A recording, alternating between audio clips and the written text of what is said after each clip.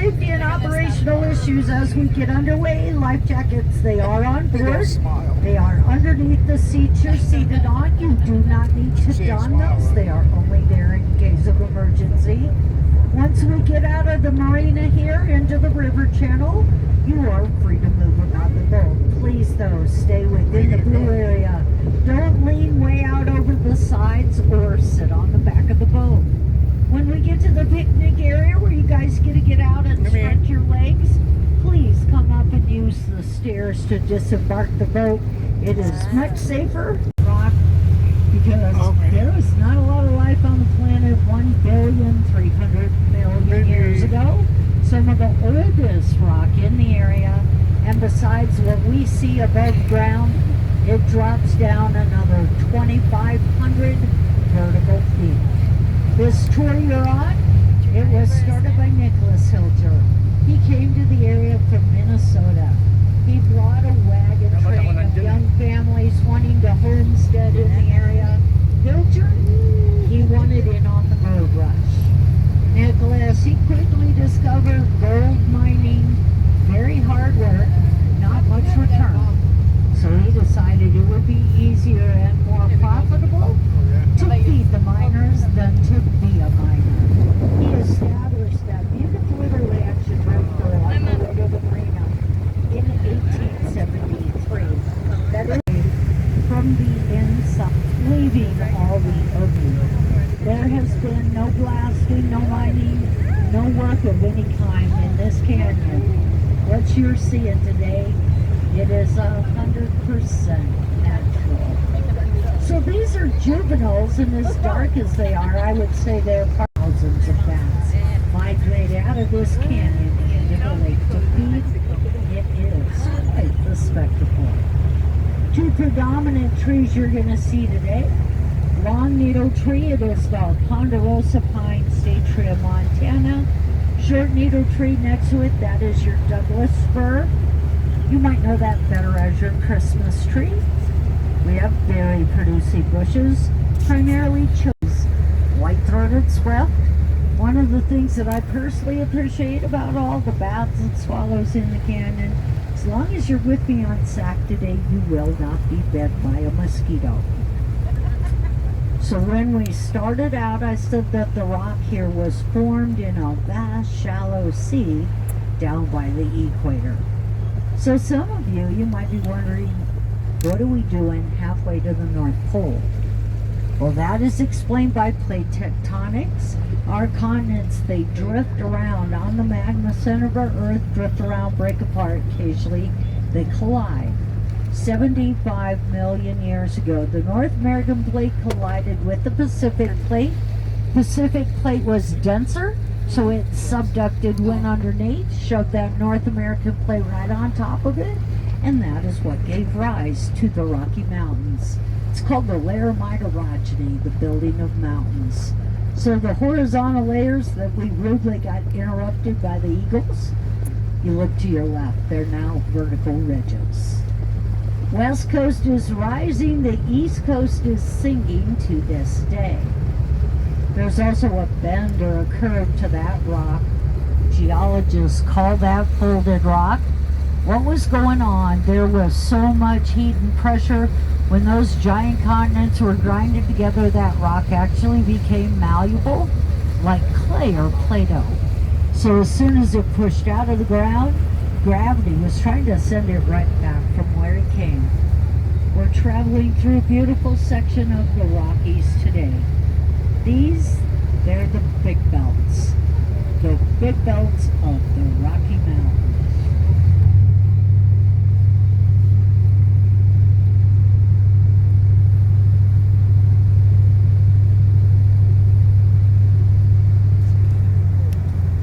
So coming up on the left is a very dramatic geological feature that shows you how far the folding of rock could really go.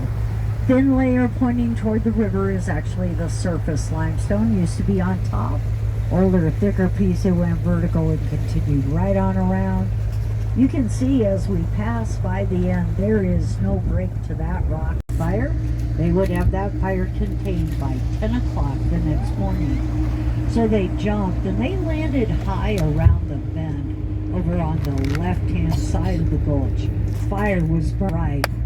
The wind, it was whipping and it scattered their equipment all over the mountainside.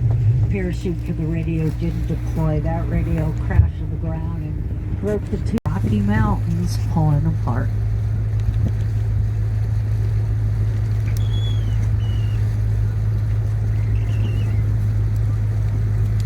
So now that you know what you are looking for, I'm going to turn this old lady around and I'm going to take her back across one more time. Give you another chance to catch a photograph. With the technology in our phones today, oh people, they've started to video those things closing. But I'm doing it because every good Montanan knows you open a gate, you better close it.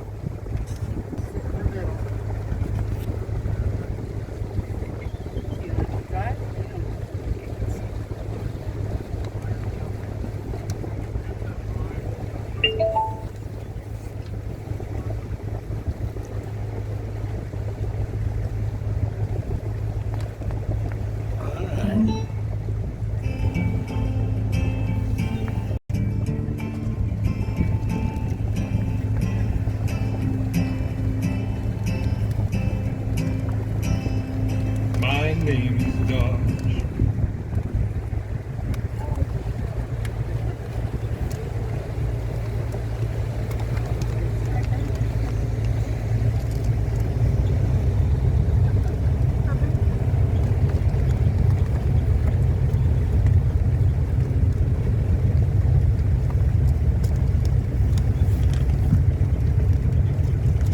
It's not playing my download, it's playing the other one.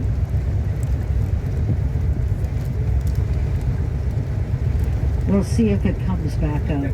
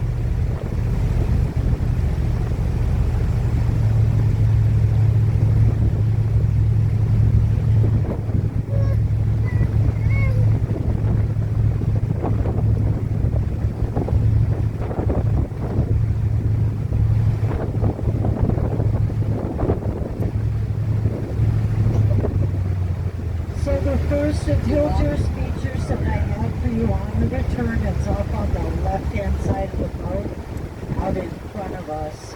Find the docks at Coulter Campground. Once you find the docks, then go vertical, halfway up the cliff face.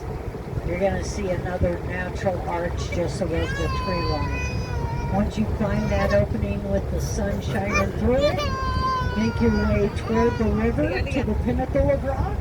That is what Hilger called the Eye of the Rhino. And of a rhinoceros is coming right off that cliff face.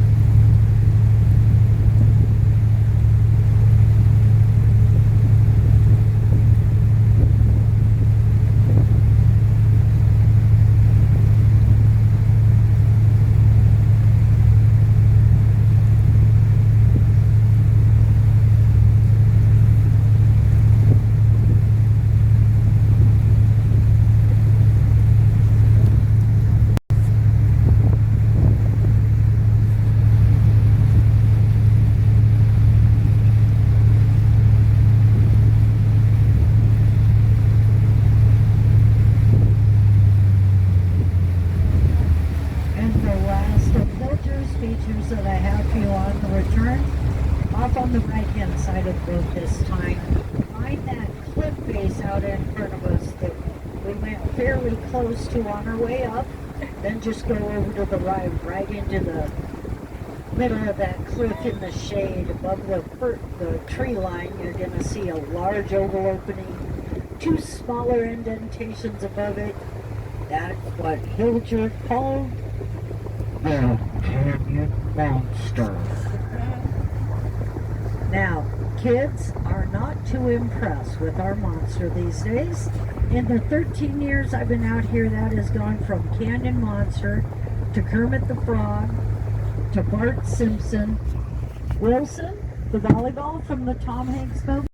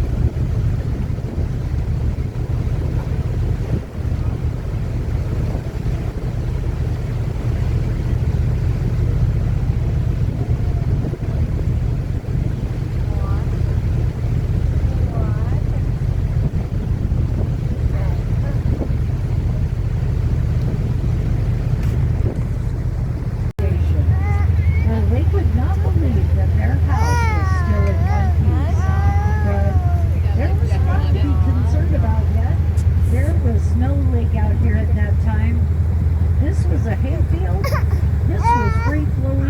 Watched as their house entered into the river channel and started floating down that far. They didn't ever think they'd see their house again. But then all the debris from the dam breaking, everything it took in its wake, well, it started clogging the narrow entrance of the canyon, created a small whirlpool, started flooding the area out here. They watched their house rip down, enter into the whirlpool, do 3 complete trips around.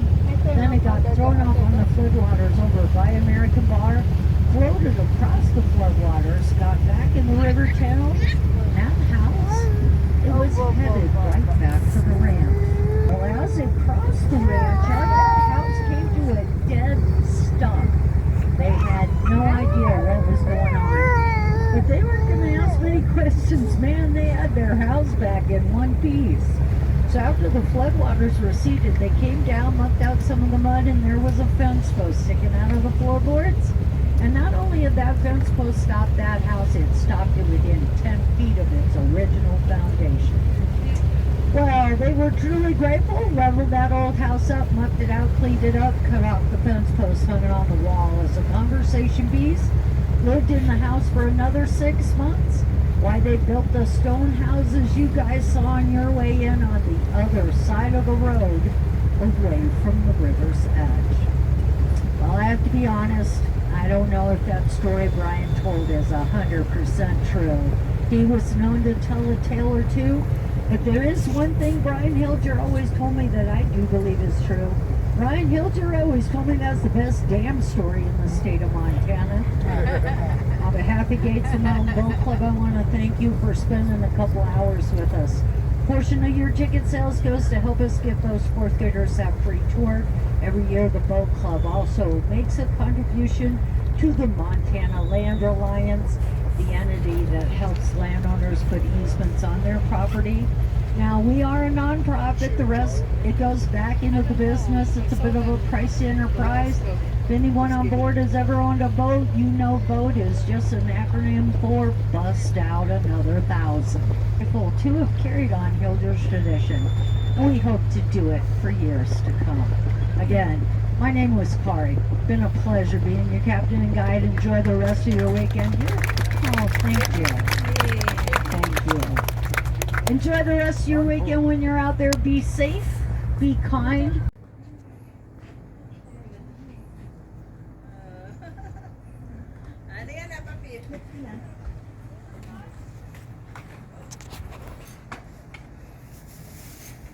Tayo lahat. Sabi ako sa... Gumagana ba yan sa'yo? Ayaw, gumagana eh. Ito maganda eh. Oh, harap, harap.